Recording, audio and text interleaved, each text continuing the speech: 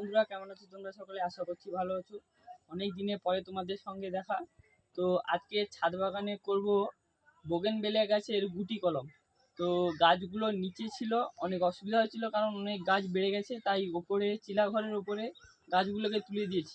তো ওপরে গিয়ে মাটি দিয়ে ওখানে গুটি কলমটা করব। কিভাবে করি ওটা তোমাদের সঙ্গে শেয়ার করব, এবং ছাদ বাগানে কি পরিবর্তন এসছে ওগুলো তোমাদের সঙ্গে সব শেয়ার করব। বন্ধুরা, এখন চলে এসেছি চিলাঘরের ওপরে। তো ওখানে নিচের দিকে অনেক গাছ আছে, আর উপরে একটা গাছ ওখান থেকে নিচ থেকে উপরে নিয়ে চলে এলাম।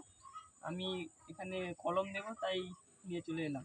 তো তোমাদের দেখাই কোন গাছটা সব থেকে কলম দিলে ভালো হবে। দেখুন, এই গাছগুলোতে যেগুলো একবারে শোয়া গাছ, ওই গাছগুলোতে কলম দিলে ভালো হবে না, কিন্তু যে গাছগুলো একবারে লম্বা হয়ে গেছে ওইগুলো দিলে ভালো হবে। তাই আমি এই ডালটাকে বেছে নিচ্ছি কলম দেওয়ার জন্য।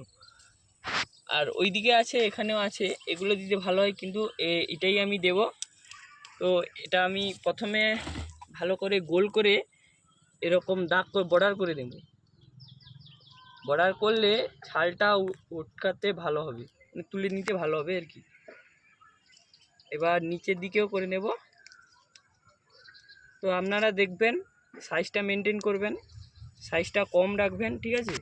বেশি রাখলে কোনো অসুবিধা নেই, কিন্তু সাইজ কম রাখলেও কোনো অসুবিধা নেই, ক্ষতি নেই।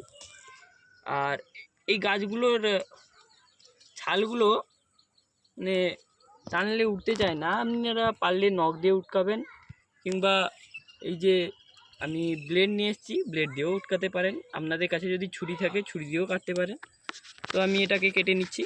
বন্ধুরা দেখো, আমি ভালোভাবে পুরো 360 ডিগ্রি গোল করে কেটে নিয়েছি, ঠিক আছে? এবার যে এই সবুজ অংশগুলো হালকা আছে ওগুলোকে এরকম চেষে দিলেও হয়ে যাবে।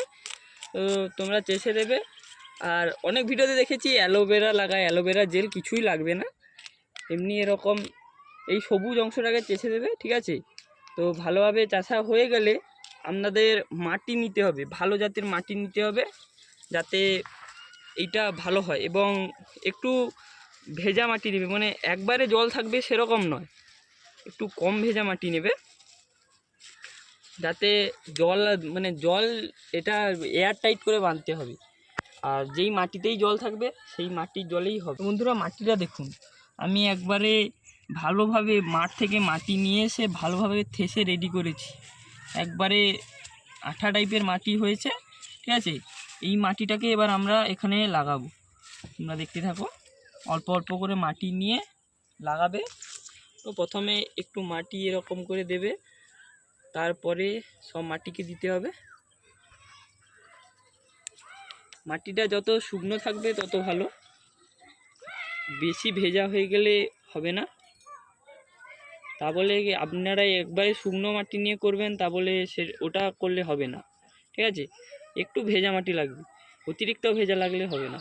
তো এই গুটিটা বাঁধার পর মিনিমাম 1 মাস পরে, এর 1 মাস পরে আপনারা এটাকে কেটে নতুন গাছ হিসেবে বসাতে পারবেন।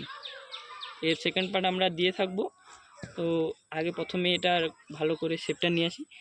দেখুন, আমার মাটি দেওয়া হয়ে গেছে। এবার এর ভেতরে যে আমি মাটি দিয়েছি হয়তো কোথায় ফাঁপা রয়ে গেছে, এই কারণে হাত দিয়ে ভালোভাবে চেপে দেব, যাতে এয়ার টাইট হয়ে যায়, ঠিক আছে?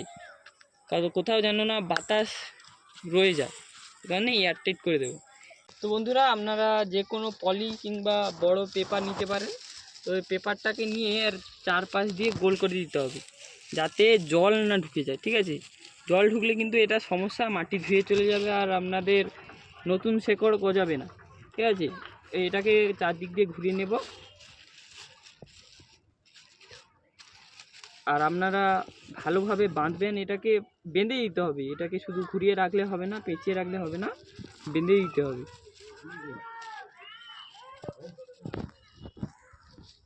ভিডিও করে এটাকে ভালোভাবে পেঁচিয়ে নিয়েছি। এবার আমি মাটি ভালোভাবে তো দিয়েছি, এবার দড়ি দিয়ে বেঁধে দেবো। ভালোভাবে বাঁধতে হবে, ওপর নিচ যেখানে মাটি দিয়েছেন ওখানে বাঁধবেন না, যেখানে মাটি শেষ ওর ওপরেই বাঁধবেন, ঠিক আছে? এবার আমি বেঁধে নিচ্ছি। এবার এরকম করে নিচের দিকটাও বেঁধে নেব। তো এইভাবে আমার যেসব ভালো ভালো চারা গাছ আছে ওইগুলোকে আমি বেঁধে নেব গুটি। পরবর্তী ভিডিওতে আমি তোমাদের দেখাবো যে গুটিতে কেমন হয়েছে শেকড়। গুটি বাঁধা হয়ে গেছে, গুটিতে দড়ি বাঁধা হয়ে গেছে। তো আমার ভিডিওটা এখানে পর্যন্ত ছিল। যারা আমার চ্যানেলে নতুন এসছো তাদেরকে বলে আমাকে সাবস্ক্রাইব করে রাখো, যাতে আমি নেক্সট ভিডিওতে দেখাতে পারি এই বোগেনভেলিয়া গাছের কীরকম শেকড় বের হয়েছে।